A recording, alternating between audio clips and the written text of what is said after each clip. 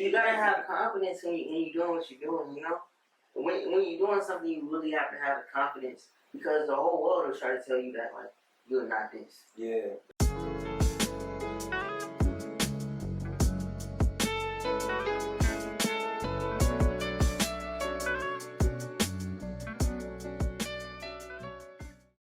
Yo, what's good? Welcome to another episode of Express Your Lifestyle Podcast. We got Javon Journey.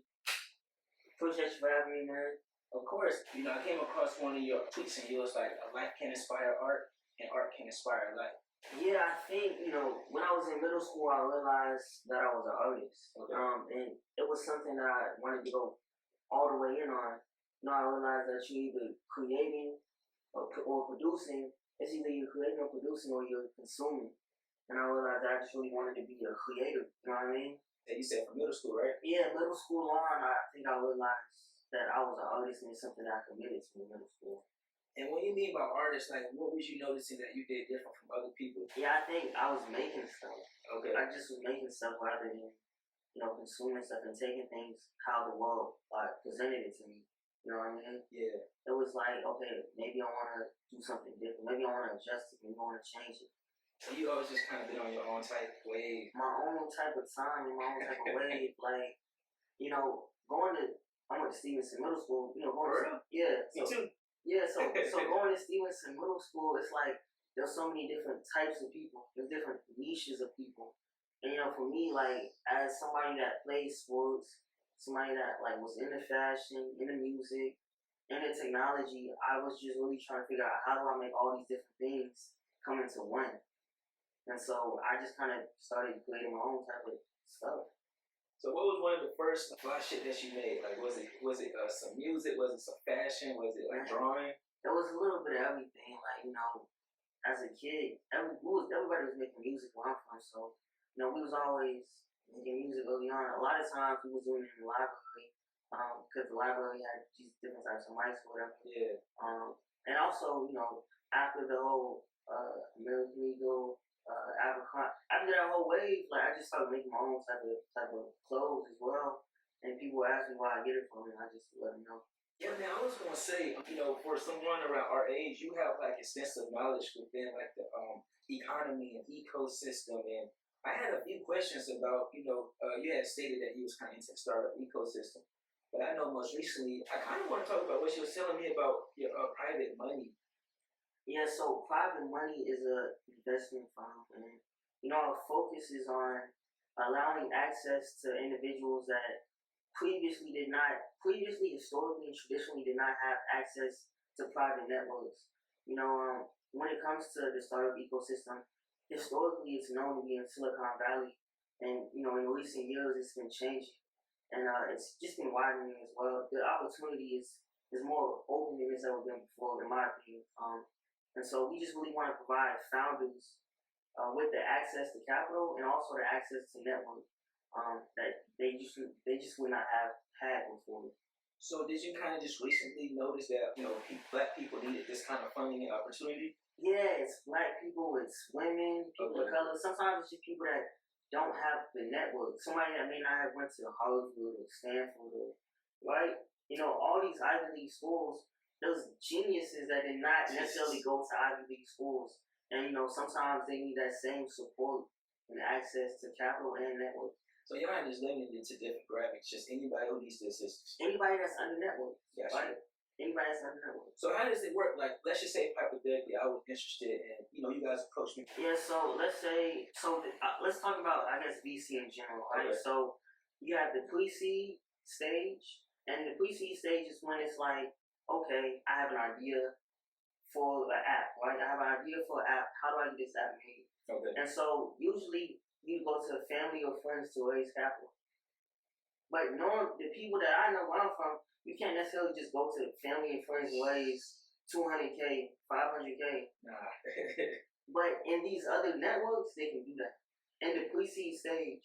And so it goes from pre-seed to seed, from Series A all the way to Series E or F at times. And these people are raising money for their companies, and we don't necessarily have that same network or access to capital. So how interesting was it when you was approached with this idea? Yeah, so I mean, coming up with this idea, I went to school, studied finance, and I got into fintech and I got into blockchain as well. And so I ended up, working as a product manager at a fintech company, and it was a startup. And so I seen the challenges that you face as a startup bootstrap company trying to raise money for your company and really make it work. You know what I mean? What are some of the challenges?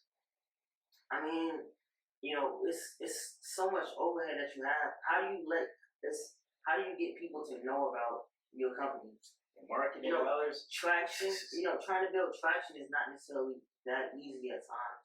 And also just finding who is your target customer, right? Who is the user that you have, and how do you make them have the best user experience? People don't understand how hard that is to find your exact target market. Like, I ain't gonna lie to you, bro. Like, profile started in January, and I'm still, finding my target market. So yeah, explain how difficult that is. I mean, it's really difficult. I mean, for me, I think of like how would I use a product? How would I want something to me? And I think that's one of the things that Steve Jobs was able to do amazingly when he made the Apple iPhone and the MacBook. I think he bridged creativity, like the artistry, just art in general, with tech so well, and that's why we still use Apple products to this day. Dang, bro, I ain't even. When you break it down like that, that's different. Like, so with the private money, what is your long-term goals? I know you're trying to gather a community to, get the resources for people in need. What do you see it doing long term? Yeah, long term, man, we want to find the next $1 billion companies. Okay. I mean, they call them unicorns, so we're unicorn hunters. We want to find the next Facebooks before they're Facebooks, the next Snapchats, Instagrams, Ubers before they're Uber. But also at the same time, while doing that, we want to fund under-network founders. We want to fund founders that did not have access to these private networks. Because that same, Mark Zuckerberg could have been some same kid that's in Atlanta, East Atlanta, right? He could be that. The next Mark Zuckerberg could be in East Atlanta. So where do you go to typically find these companies that you guys are hiring for?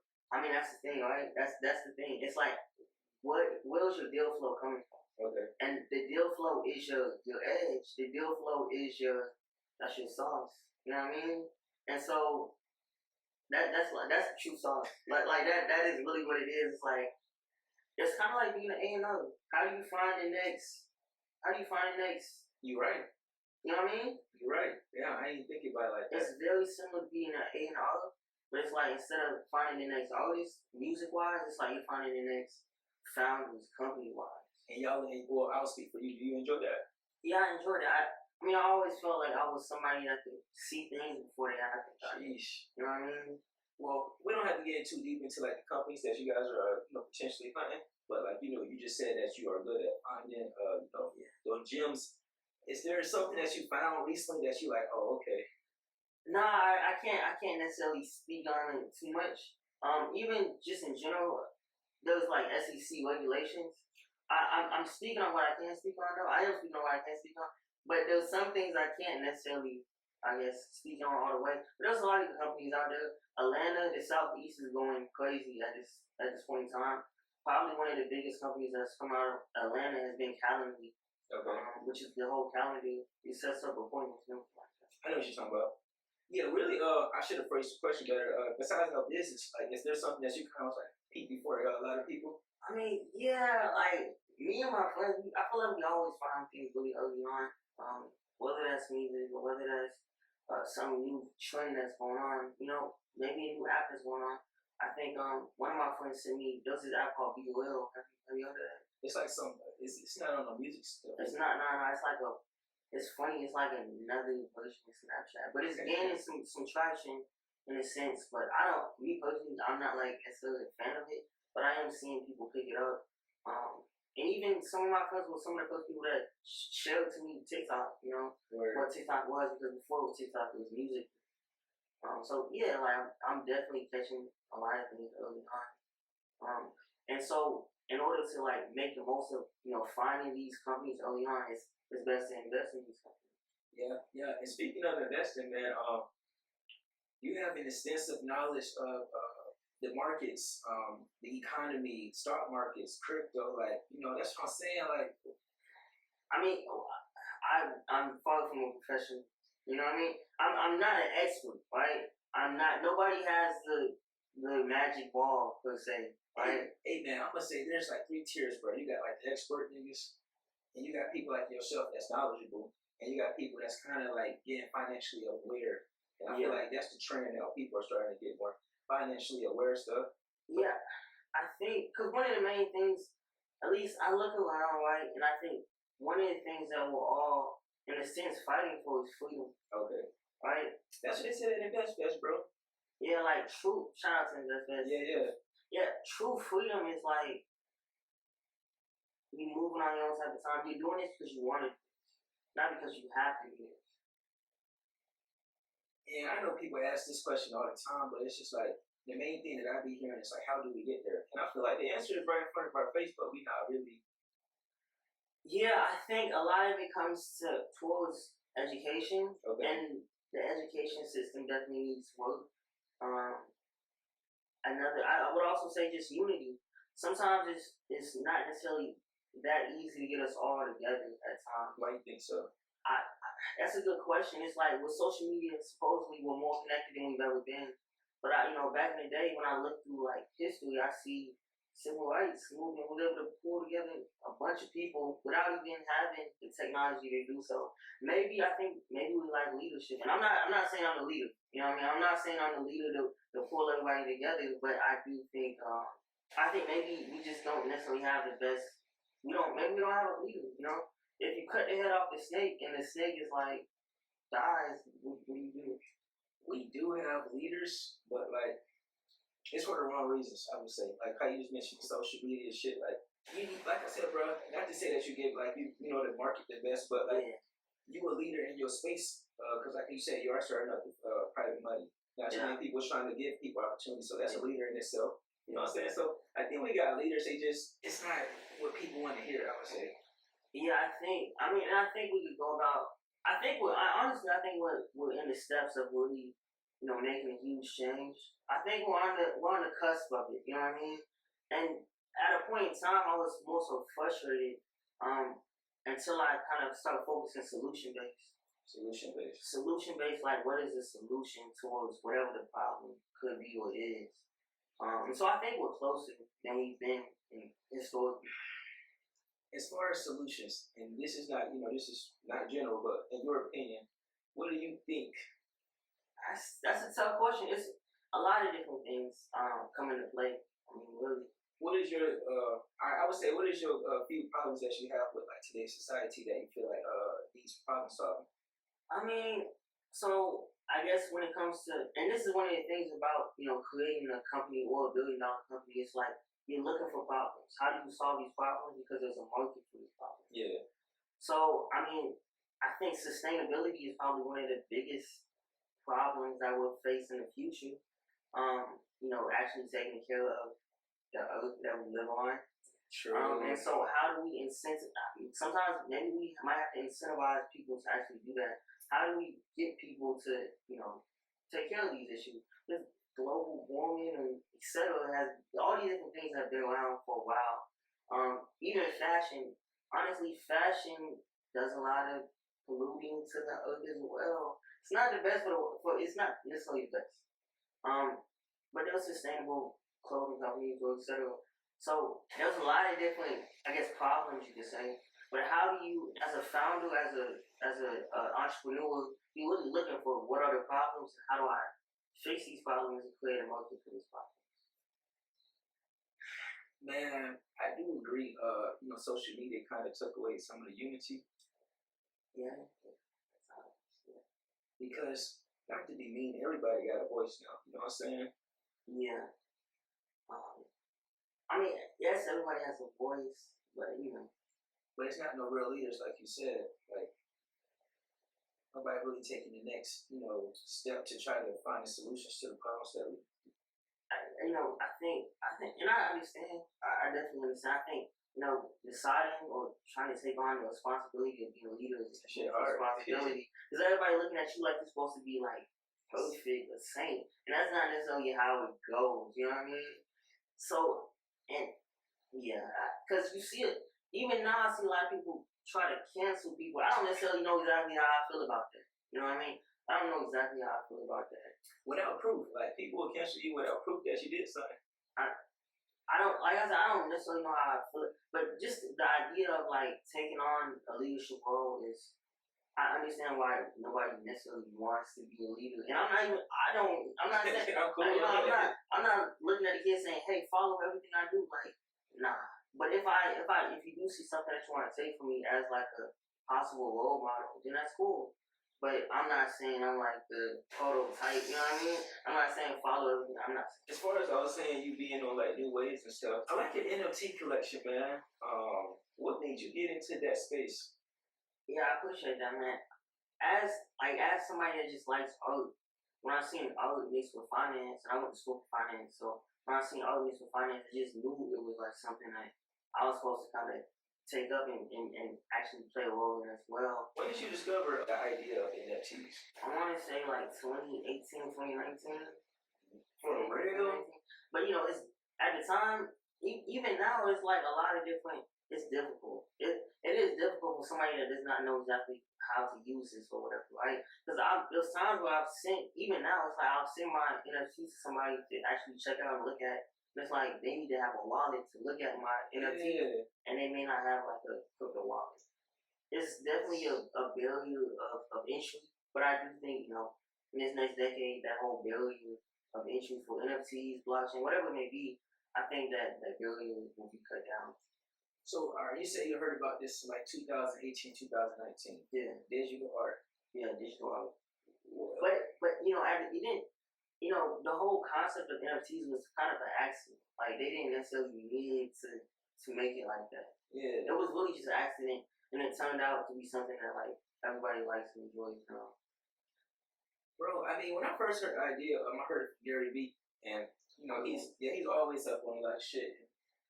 I was thinking about it, like, you know, people pay hella money for art in general. If you have like a trading platform where I ain't gonna say all NFTs is bullshit, but like, you know, most of the stuff that I see that's selling is like crazy stuff. I'm like, damn, this is a real smart idea. Yeah, I mean, they're still trying to find use cases for a lot of these different things. It's funny that you mentioned Gary Vee because Gary Vee is definitely he's an early investor. Yeah. And that's kind of how he built a lot of his wealth. I know he puts out a lot of content, but he's definitely an early investor. Sometimes I check out his moves and see what he's doing as well. Yeah, like there's still a lot of different. We need to find use cases for a lot of these different things, and that's what some of these companies are doing. Like, you saying use cases for the stuff that's on the blockchain? Use cases for things on the blockchain. I like what there's a guy named Idris Sandu. Okay. Have you heard of Idris Sandu?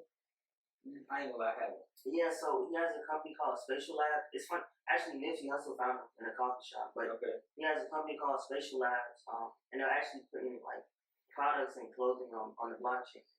Mm-hmm. So you know, I think a lot they're calling it digital reality, physical and digital reality combined. I think there's a lot of different things that's happening, and I'm enjoying seeing a lot of these different ideas and concepts come to life.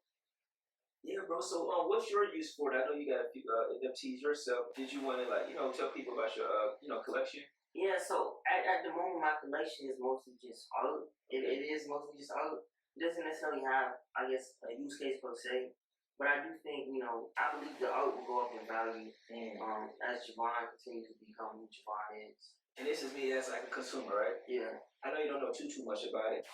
What have you seen that's the most popular or like the marketplace for NFTs? Like if I was just started to get into that space and I wanted to kind of develop my own collection, what would you say has worked for you, or what you see that's like really popular? You know what I would say? Ignore, like don't even follow the crowd. Like don't even follow the crowd. Just find a way to make it work for you. Like just do your own thing. There's always some. I mean, of course you get inspiration, you get influences, but see where they're going and just go the opposite way.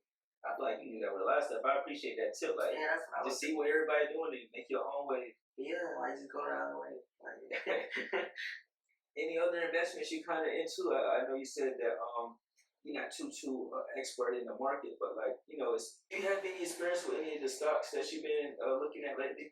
Yeah, like I mean, previously, kind of what we was talking about was just angel investing. But as far as like in private investing, but as far as the public stock market, you know, I'm also stick with companies that have the cash flow, especially in a time of like economic downturn. I don't want to call it a recession. I just call it an economic downturn.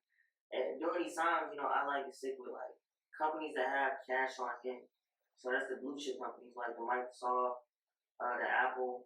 And Microsoft probably my biggest holding at the moment. So like, yeah. Companies that you use, companies that other people use. For example, Microsoft is a software as a service company, and it's a B2B company. A lot of people that have office jobs, they'll use it. Everybody's using Microsoft, and their business is paying Microsoft every single year. You know that's coming. As well as Microsoft owns LinkedIn. I didn't know that. Microsoft owns LinkedIn, and people are on LinkedIn all the time looking for jobs, posting job opportunities.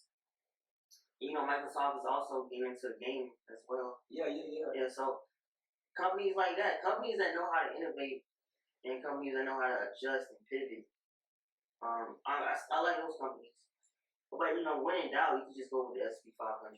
Yeah, for sure. When in doubt. Man, that's good. You were talking about Apple and Microsoft, like companies that have consistent cash flow and that we need. And I know we're not stock, experts or whatnot, but I did see that you should definitely invest with companies that's in the top 5 in their category. Like, how do you feel? Yeah. How do you feel about that versus like the companies that's like they got potential? Yeah. So, I mean, the whole potential thing. Venture capital is the riskiest way to invest. Okay. Because you're investing in a company that doesn't have any revenue. You're investing in the ideas early on in the team and the founders and the traction. So as far as the potential, I know about investing in potential, but when it comes to the public market, I do like to invest in companies that are reliable. So I kind of like to split those two in the middle. Yeah. So your portfolio is. Well, I guess what I'm saying is I like potential when it comes to private. I like potential when it comes to the private market, but in the public market, I'm with the like solid blue chip companies that have been here and stood the test of time. Because Amazon went through the whole 2000 tech crash, the whole 2000.com crash. Amazon went through it. They sustained themselves, and they're still here today. Of course, they made a lot of pivots and a lot of different changes, but I mean, they lasted. And what trading platform do you stocks on? I mean, Your broker, my bad. Yeah, my broker. I don't necessarily. I use E-Trade, but I'm not. E-Trade is not paying me to say that. You know what I mean? Sure. So I don't even really want to give them that. I don't even want to put them out, but I use E-Trade. I had mentioned that because, like I said, it was at InvestFest, and down that he was like, make sure you have a good broker because they can be against you. And I was trying to see, like, I got off the stocks for a minute and I was using Robinhood, but I heard that's not a good app. So that's what I was trying to see, like, what broker to use. My job, they had E-Trade as well, so I just got on there. Gosh. There's a lot of talk on Robinhood. I mean, Robinhood is nice for if you're beginning. You know what I mean? Robinhood has an amazing user experience. Their user experience is like top notch.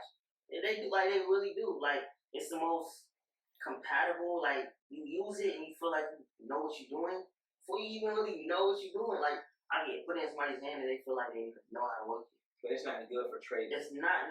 It's honestly, it's probably the worst. It's not the best for trading. It's not the best for trading. And I think you remember the whole GameStop thing? Yeah. So when the whole GameStop thing happened, I think a lot of people realized it then, and that's like there's a lot that goes into that. I think the guy's name is I forget his name at the moment. The guy that made Robinhood or whatever. He had to go on and say that, like, hey, like, we did not do this on purpose. Because people was trying to sell their positions and they couldn't sell their positions because Robinhood was not like, no disrespect against Robinhood. I'm not dissing Robinhood. You know what I mean? Just gotta have a good broker. That's why I was asking. Yeah, but Robinhood, like, definitely, if you already started Robinhood, like, just might as well continue using Robinhood for long-term investing. I don't recommend that for trading, but I'm not recommending anything, But it's cool for long term, but as far as trading on Robinhood, it's probably not the best. So you got shares. So you hold the business of shares, and you actually like kind of do trades.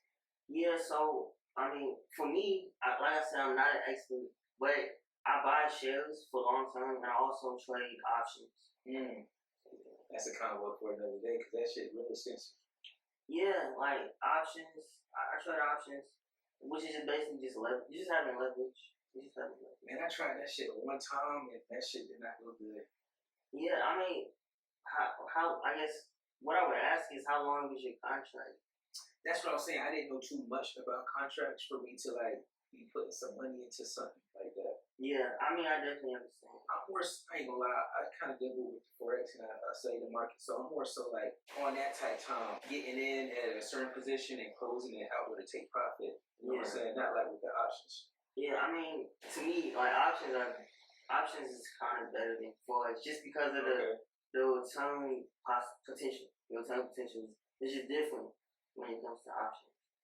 But also that can work against you as well. That same leverage can work for you tremendously, and it can work against you as well. So it is important to educate yourself and know exactly what you're doing, what you're getting yourself into. Due diligence. I'm glad I said I'm fucking expert. I'm not claiming to be a financial expert at all. I already know. I was gonna say, most recently I catch you at the Welcome to the Renzo verse. Yeah. And you told me that this was your first time performing, and I was like shocked, like damn. Yeah, so shout out to Renzo. Oh yeah, I mean, because he's one of the reasons why I connected with you and popped on the podcast. So definitely shout out to him. And yeah, he put together an amazing event. Really, just an event. And so and I pulled up and I performed. It was my first time performing. I've been making music. I just always kind of been a musical person. So it was nice to actually perform for the first time. That's what I'm saying, bro. Like the song you did was hard. So like when you was up on the stage, knowing that's your first time, what was your takeaways? Man, I think that's a really good question. That's like a really good question. I think it was easy. I don't want to say easy, but I was kind of nervous at first, but I didn't have to be nervous. What I realized was like, well, halfway, not even halfway, but like a couple seconds in, I'm like, oh yeah, I can do it. Like this is cool. Like this is cool. I don't gotta be as nervous as I was before I hopped on stage. So the nervousness was it just because that was your first time, or like used to being in front of other people reciting your songs? Maybe a little bit of both. Like maybe it was a little bit of both. But I enjoyed myself. Like I would love to perform again. The best part about performing is the people looking you in your eyes and like bobbing their head to your shit. Yeah, like it's definitely an experience. And I think it's an experience I believe every artist should definitely have at some point in time. Man, I'm definitely more on the, you know how they be asking me question, are you, do you like writing the song or performing the song? Yeah. But I feel like I already know the answer, but not just because you perform one time, but I really feel like from the outside looking in, like you like making the music. I love making music. The performing question is tough because I only perform once. Yeah. So it's really tough to say. But I enjoy the performing, and afterwards, like, meeting and kind of meeting people and just kind of talking about different things with, so many people I knew, so many people I just met. So I enjoy performance, but I do love, like, making music. Because when I make music, it really is just a documentation of my life at that point in time. Or even if I'm reflecting on something, thinking about the future. Yeah, for sure. I was gonna say most definitely. Man, I heard your music, bro. I went through the whole catalog. You know what I'm saying? The whole catalog, and I just kept liking songs, putting it into my library. I'm like, appreciate that, man. And then like one song, you just heard Javon, his music at 10 and 10 in it.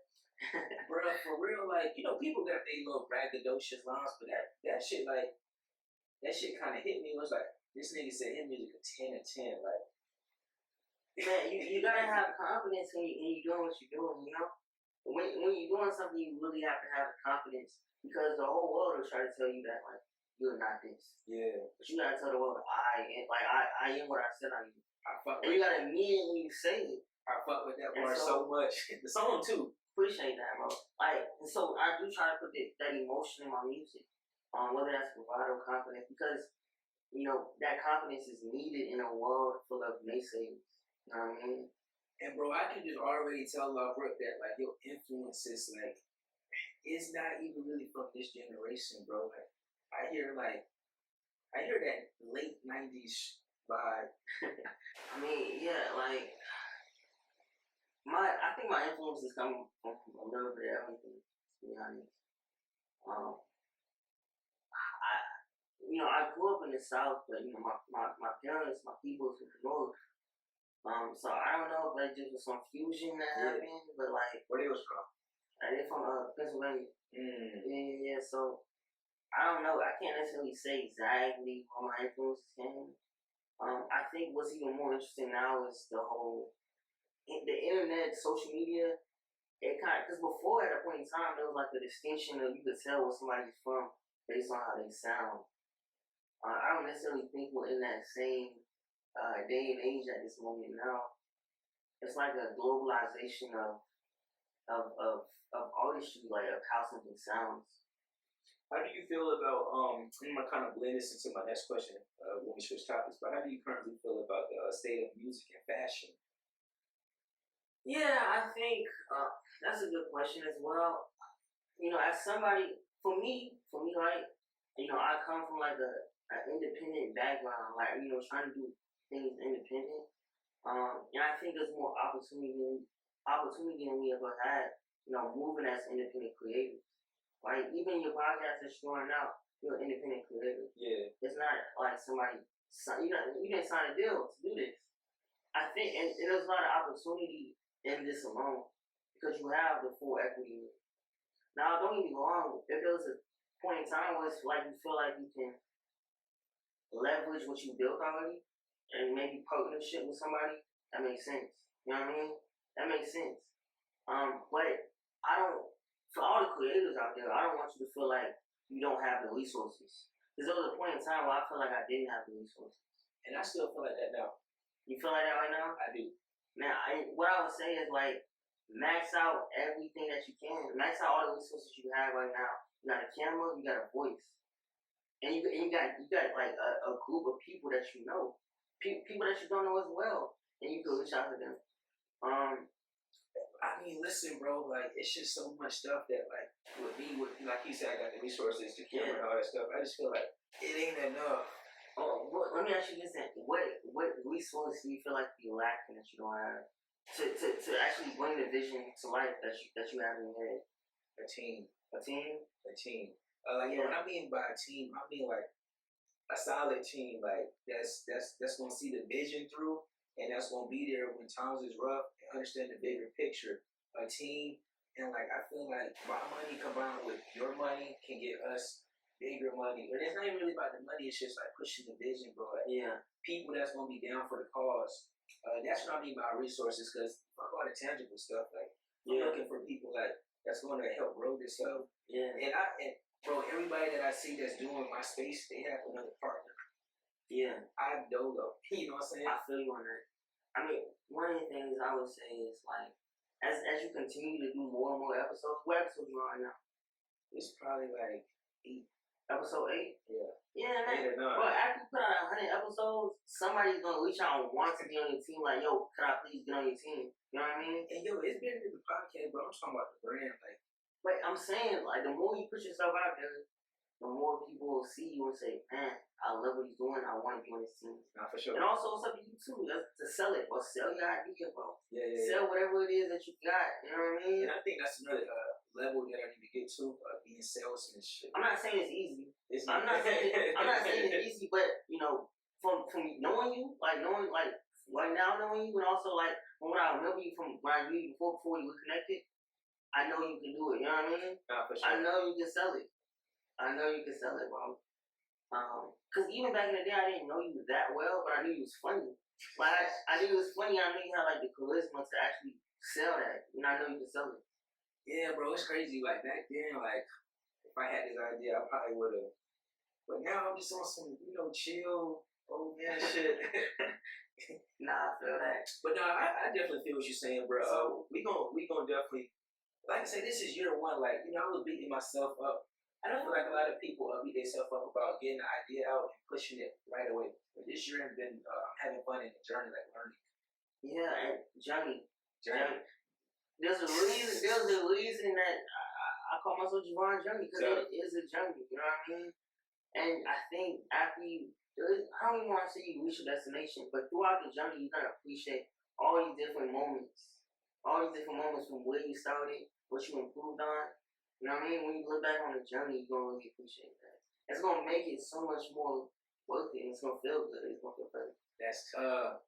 That's tough. And speaking on your journey, bro, thinking about where you have came from, you said you was a creative, starting in middle school and where you at right now. What's next for you, bro? Where do you feel? Do you need to keep expanding on the private money? Do you see that taking up a lot of your time? Where do you see yourself like making an impact in the next few years? Yeah, man, that's a great question. I want to make a huge impact on the community. Okay. I also want to be able to bring people together, right? If I can create an entity that can bring people together, people can find their team. People can find the people that's on their team. They can find like minds, like individuals. They can find a team, and I think, like I said, unity is missing a lot. And so I think through my platforms, my entity, I can bring these people together. And what does it look like to bring the tech person with the artist? What does that look like? You know what I mean? What does it like when you mix those different things? You know, like it doesn't even have to be just taking music. It could be fashion and politics. What does that look like? You know what I mean? It can be all these different things, but how do you bring creating a community and also like just improving the community that we already have? So I think that's the when we was talking about finding the problem and getting a solution. I think that's probably next for you. You know what I'm saying? Solution based. Yeah, solution based to getting that community together. Yeah, man. It's gonna be an interesting journey, man. Life has been interesting so far. Definitely. You never know what you're about to get. Like, you know what I mean? But yeah. Tell the people something interesting about you, where they can find you, and like, you know what I'm saying? What's going on? I guess something interesting is, man. At a point in time, I was the fastest kid in the country. Yeah, I think that's pretty. Track. Yeah, track and field back in the day. I still try to keep in shape as much as I can. I think that's one thing that's interesting, man. You can find me on social media, Twitter, Instagram, YouTube as well. Private Money VC, as well as my individuals. My individuals changing pretty often at times. So okay. Music wise, Javon Journey. VC wise, Javon Journey. Can we expect any new music dropping lately, bro? Man, that's a great question as well. What I would say is I have music in the stash. Right now, my current focus is elsewhere. But after I get some of these things in motion, some of these things in play, music is definitely next. And this next music, I think it's gonna be monumental. You know what I mean? The next music I make has to be very special. Not to put no pressure on myself. Not to like have anybody that's listening to on the edge of the seat or anything. But this next music that I make, I want it to be special. No, we definitely need some impactful music. Yeah, I mean that's one of the things too. I think my last project, it was cool. It was cool. I think I'm gonna have just a little bit more fun on this next project as well. And how can I mix, fun with like realness and just all these different aspects? You know what I was thinking? Get out the element, like, you know what I'm saying? Like, I was thinking, like, get like a creative space, like, look like a creative space, get out, like, the studio that you always be in, and, like, just lock in. It's gonna force you to create the music and catch, you know what I'm saying? Yeah, that's a great point as well. I mean, I even think about my last project, and sometimes I didn't spend that much time on that project. I graduated, you know what I mean? Well, school ended. Like school ended, and then after school ended, I made a song a day from December to January, like the end of December. Really, a song a day in January. My whole tape is based from a song a day, doing a song a day in January. So I didn't put that much time in the project. And it's like I really believe that I could put more time in the project as well. And that's why I'm so excited about the next one because I can actually take my time with this one. I think it was important for me to actually get a project out. Because execution is key. Yeah. So I was glad to get the project out. I still love it now. Like I do believe it's timeless when I listen back on it. But this next project, you know what I mean? I want to take some more time on it. You have some collaborators on there? I mean, I don't know. Per se, yeah, I haven't even started the next project. But I'm continuing to meet people. So some of the amazing people that I meet, they're talented. So definitely, I would love to have some of these people that I continue to meet on my project. What's the dream collab? Like a person that you could, like one of your friends or artists that. What's the dream collab? For the type of music that you make. Man, that's a tough question. That's a tough question. Like, who you think would mesh well with you? A rapper, R&B singer? That's a really tough question. I mean, I don't want to say it, but I do want to say it. I think there's a couple different people, bro. There's a couple different people. Because, when I think of myself, I put myself up there with the GOATs. For sure. I put myself up there with the GOATs. Like, I really put myself up there with the GOATs. So it's like, I would love to have some GOAT-on-GOAT action. A couple GOATs on the song together. Couple features with GOATs on the song. And who would you consider a GOAT? In today, that's a lie. I mean, of course, Drake. Drake? I think I would have an amazing song with Drake.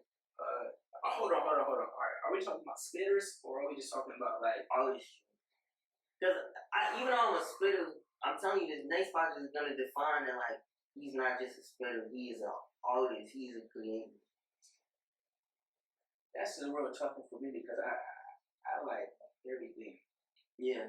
Yeah, bro. I want some different shit. Like I fuck with Nas.